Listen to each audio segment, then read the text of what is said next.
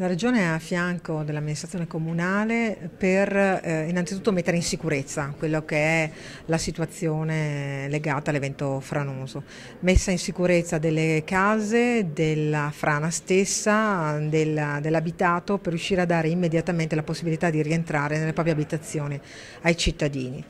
Ed inoltre abbiamo il dovere di verificare al nostro interno che tutte le procedure siano state correttamente rispettate, anche per capire cosa non ha funzionato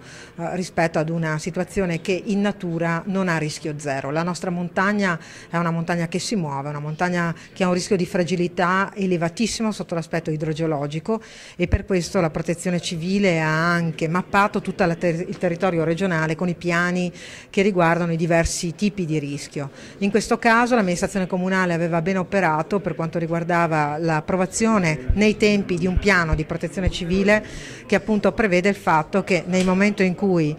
si tratta di essere di fronte a delle fragilità vi sono delle azioni che devono essere conseguenziali. Dall'altra parte però questo piano è stato ritardato dall'amministrazione provinciale. Vogliamo capire anche rispetto a questo dove si poteva meglio operare per evitare soprattutto i fatti della morte delle due persone.